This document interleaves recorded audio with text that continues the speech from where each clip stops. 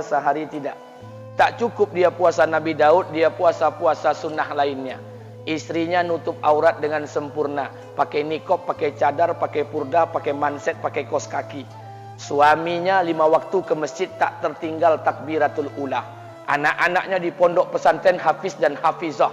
Tiap pagi berinfak, tak pernah menggunjing orang. Quran terjaga, aurat terjaga, tahajud terjaga, 5 waktu terjaga, duha terjaga, Quran terjaga, puasa terjaga. Sempurna satu keluarga nih amalnya.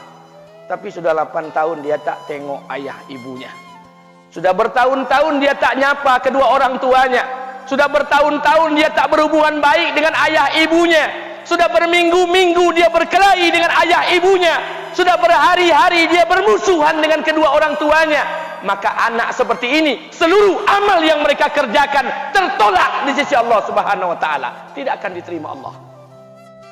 Sebaliknya, kalau ada di antara kita hari ini yang pandai melayani ayah ibunya, tidak ada uang ayah ibu dia kasih uang, tak ada rumah ayah ibu dia buatkan rumah, sakit ayah ibu dia bawa ke rumah sakit, dirawat ayah ibunya dia jaga, kotoran ayah ibunya dia bersihkan pakai tangannya sendiri. Ada di antara kita hari ini yang membersihkan kotoran ayah ibunya lebih dia nikmati daripada makanan yang ia sukai. Begitu luar biasanya dia melayani ayah ibunya. Tapi dia tinggalkan solat, dia injak-injak perintah Allah, dia tinggalkan perintah Allah dengan mutlak.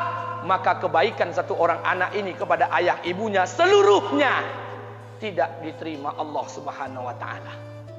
Atau jangan-jangan inilah yang menjadi penyebab amal kita tak diterima Allah. Atau jangan-jangan inilah yang menjadi penyebab amal kita tertolak di sisi Allah.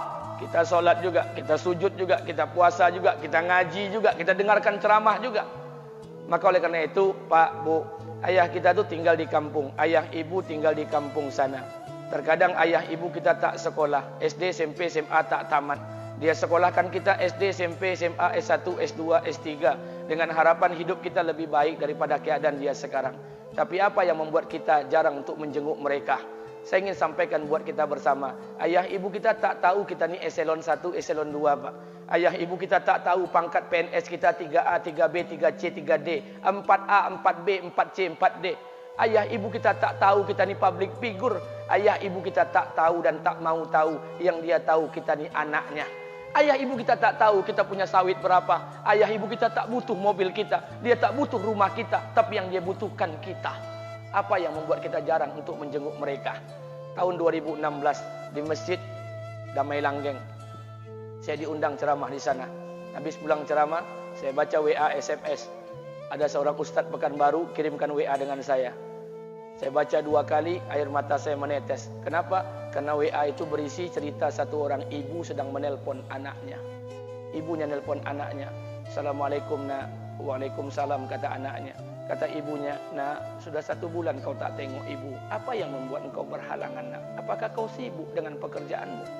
Minggu yang kedua ibunya telpon lagi. Assalamualaikum nak. Kata anaknya, waalaikumsalam. Kata ibunya, nak, ibu dapat kabar apa engkau baru beli mobil baru. Apa betul nak? Kata anaknya, betul bu. Kata ibunya, alhamdulillah nak, ibu bangga. Kau pandai menyenangkan hati anak istrimu. Minggu yang ketiga ibunya telpon lagi. Assalamualaikum nak. Kata anaknya, waalaikumsalam. Kata ibunya, nak, ibu dapat kabar bahwa engkau baru beli rumah baru. Apa betul nak? Kata anaknya, betul bu. Kata ibunya, alhamdulillah nak, ibu senang kau bertanggung jawab dengan anak istrimu. Minggu yang keempat ibunya telpon lagi. Assalamualaikum nak. Waalaikumsalam. Kata ibunya, nak, tadi ibu pergi ke pasar, ibu jumpa temanmu di pasar. Kata temanmu di pasar, temanmu banyak bercerita tentang kamu. Kata temanmu tadi, kamu baru beli anak anjing seharga 40 juta dari negeri Belanda. Apa betul nak? Kata anaknya, betul. Kata ibunya, nak, dengarkan pesan ibu untuk terakhir kalinya. Apa pesan ibunya? Wahai anakku, engkau pelihara 1 ekor anjing. Kau siapkan harga anjing 40 juta. Kau siapkan rumah untuk anjingmu depan rumahmu. Kau jaga anjingmu pagi, siang, dan sore. Kau mandikan anjingmu pagi, siang, dan sore. Kau kasih makan anjingmu pagi, siang, dan sore. Demi Allah nak, dengarkan pesan ibu untuk terakhir kalinya. Apa kata ibunya? Demi Allah nak, demi Allah. Kalau seandainya Allah menciptakan ibu Kalau seandainya Allah menciptakan ibu untuk yang kedua kali di muka bumi ini nak, demi Allah, ibu tak ingin terlahir sebagai manusia. Ibu ingin lahir sebagai seekor anjing, biar berada depan rumahmu dan melihat wajahmu setiap hari. Ibu kita tak butuh harta kita, Pak. Dia tak butuh uang kita, dia butuh kita. Apa yang membuat kita jarang untuk menjenguk mereka? Pantas hidup kita tidak berkah. Pantas rumah tangga kita tidak sakinah. Karena hubungan dengan ayah ibu kita rusak selama ini. Masih ada kesempatan, masih. Yang jauh telepon, yang dekat kunjungi mereka. Demi Allah, kita butuh keberkahan doa mereka. Yang sudah meninggal, ziarahi kuburnya dan doakan mereka. Imam As-Syafi'i berkata, apa kata Imam As-Syafi'i? Manusia zalim, manusia bodoh, kalian tak tahu apabila ayah dan ibu kalian mengangkat tangan di malam hari, dia berdoa kepada Allah untuk anaknya. Doanya cuma sekali, malamnya cuma sekali, hanya sekali saja doanya. Apa kata Imam Syafi'i? Sekali doa ayah dan ibu kalian sudah cukup bagi Allah untuk menjadikan kalian anaknya berkah dunia akhirat. Hari ini berapa banyak doa ayah dan ibu kita, tapi tidak ada keberkahan buat anak mereka. Kenapa? Hati mereka tersakiti.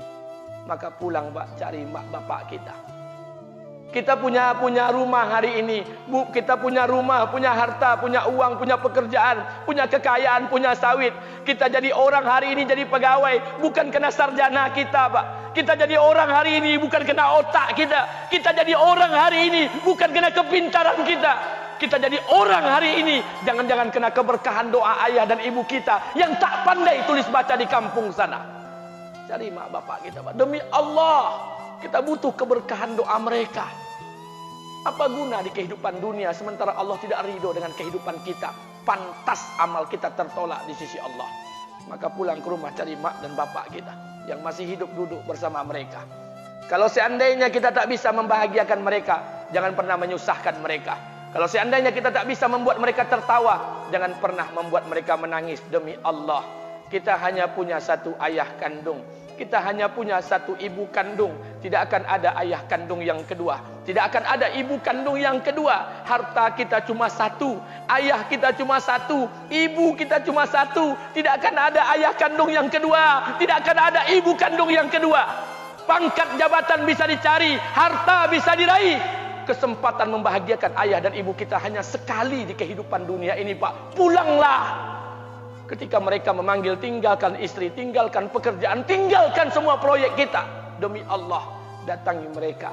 Kata Nabi, sesaat kalian duduk bersama ayah dan ibu kalian akan mendatangkan keberkahan. Kenapa kalian tidak duduk bersama mereka? Jangan-jangan inilah yang menjadi penyebab amal-amal kita tertolak di sisi Allah.